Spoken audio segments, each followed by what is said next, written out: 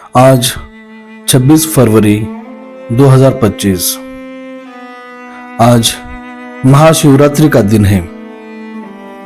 सभी लोग महाशिवरात्रि का पर्व बड़े धूमधाम से भक्तिमय वातावरण में मनाते हैं। ये हमारे घर के आंगन में हमने बेलपत्र का वृक्ष लगाया हुआ है, जिसकी पूजा हर दिन हम करते हैं।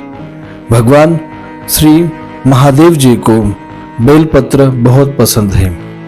इस पावन पर्व के अवसर पर हम सभी घर के सदस्य मंदिर की ओर जा रहे हैं।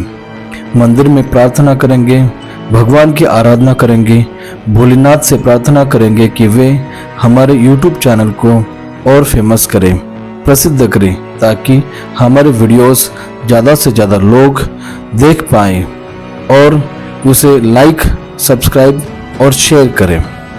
इस महान पर्व के अवसर पर हम भी भगवान भोलेनाथ जी की थोड़ी सी सेवा करना चाहते हैं। भगवान बहुत दयालु हैं, सबकी मनोकामनाएं पूर्ण करते हैं और इसी वजह से लोग भगवान भोलेनाथ को ज़्यादा पसंद करते हैं।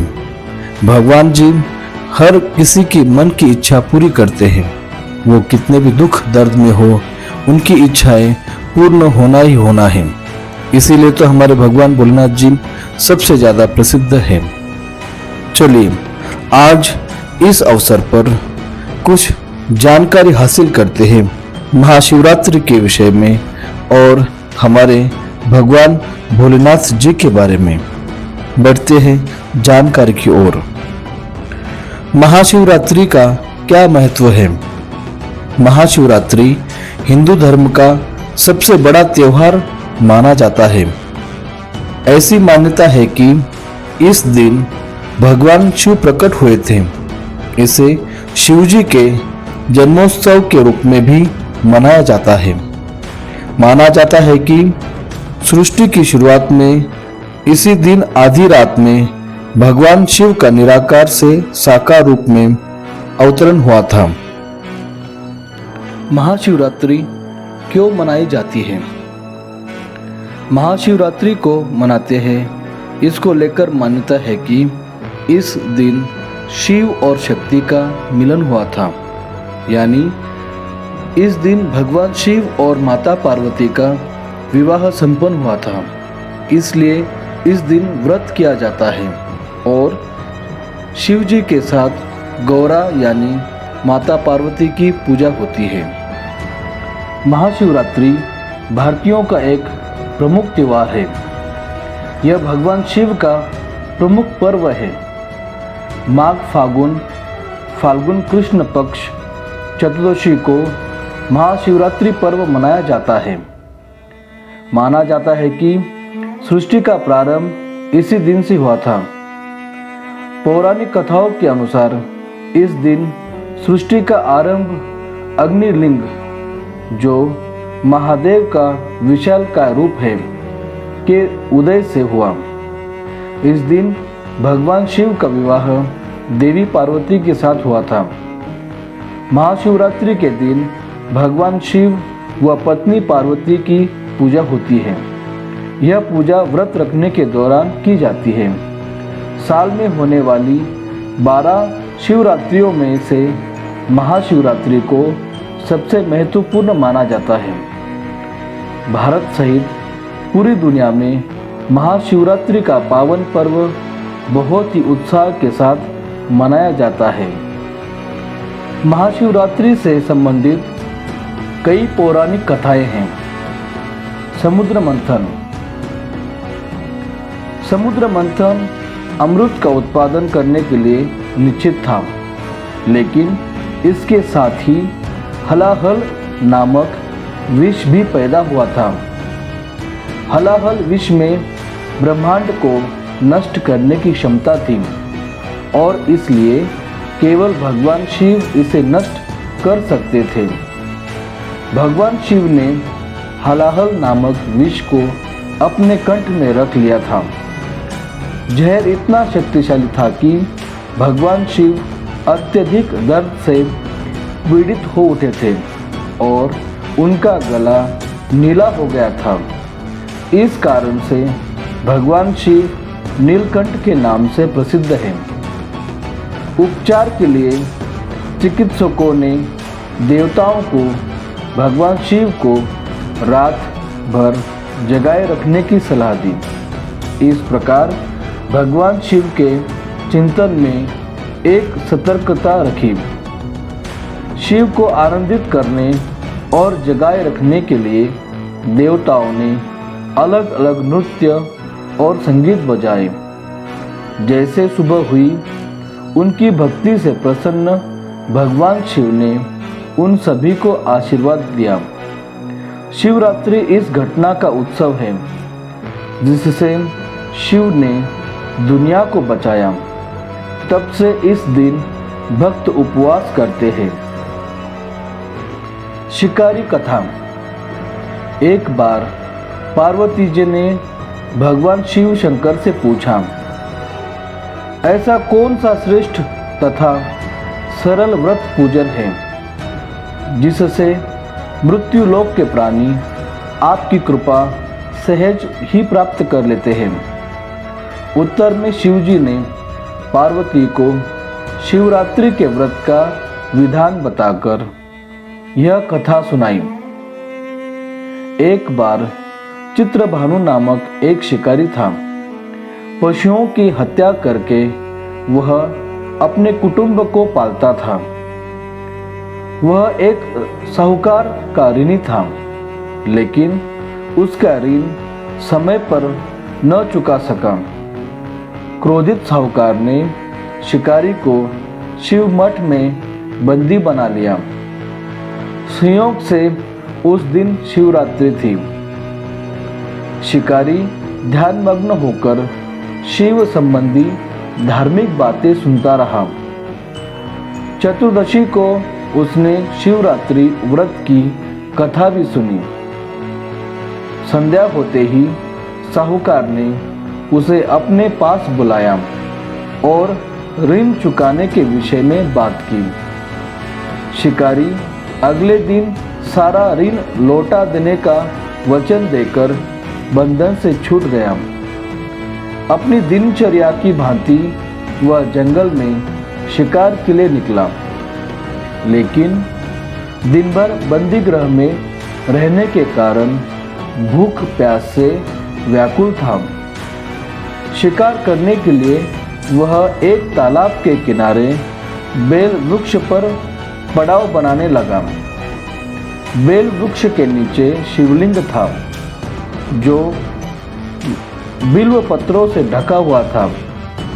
शिकारी को उसका पता न चला।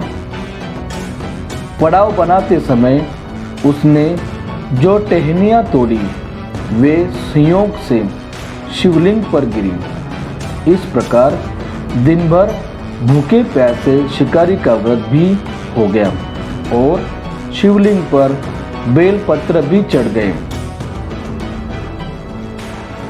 एक पहर रात्रि बीत जाने पर एक गर्भिणी मृगी तालाब पर पानी पीने पहुंची।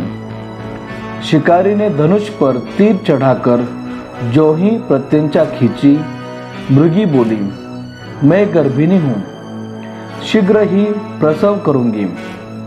तुम एक साथ दो जीवों की हत्या करोगे जो ठीक नहीं है। मैं बच्चे को जन्म देकर शीघ्र ही तुम्हारे समक्ष प्रस्तुत हो जाऊंगी, तब मार लेना। शिकारी ने प्रत्यंचा ढीली कर दी और मृगी जंगली झाड़ियों में लुप्त हो गई। कुछ ही देर बाद एक और मृगी उधर से निकली। शिकारी की प्रसन्नता का ठिकाना न रहा।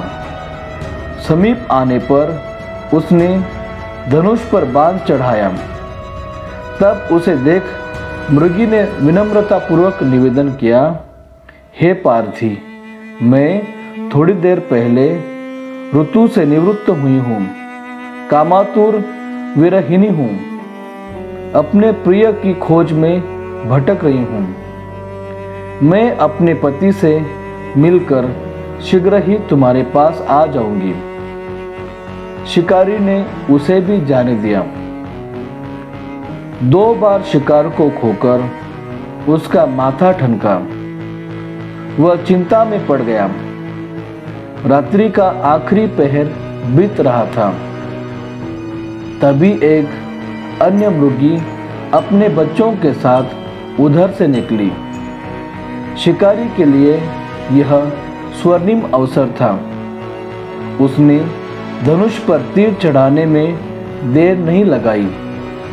वह तीर छोड़ने ही वाला था कि मृगी बोली, हे पार्थी, मैं इन बच्चों को इनके पिता के हवाले करके लौट आऊंगी।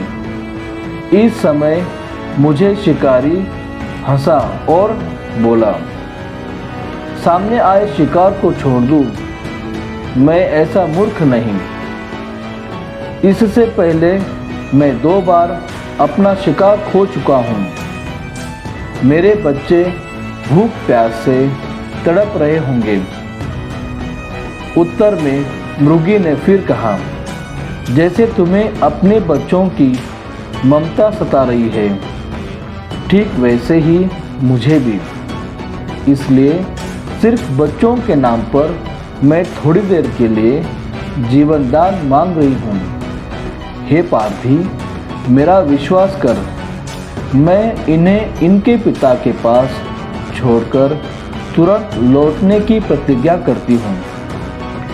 मृगी का दीन स्वर सुनकर शिकारी को उस पर दया आ गई। उसने उस मृगी को भी जाने दिया। शिकार के अभाव में बेल वृक्ष पर बैठा शिकारी बेल पत्र तोड़ तोड़कर नीचे फेंकता जा रहा था। पौ फटने को हुई तो एक मृग उसी रास्ते पर आया। शिकारी ने सोच लिया कि इसका शिकार वह अवश्य करेगा। शिकारी की तनी प्रत्यंचा देखकर मृग विनीत स्वर में बोला, हे पार्थी भाई, यदि तुमने मुझसे पूर्व आने वाली 3 मृगियों तथा छोटे छोटे बच्चों को मार डाला है तो मुझे भी मारने में विलंब न करो, ताकि मुझे उनके वियोग में एक क्षण भी दुख न सहना पड़े। मैं उन मृगियों का पति हूँ। यदि तुमने उन्हें जीवन दान दिया है तो मुझे भी कुछ क्षण का जीवन देने की कृपा करो।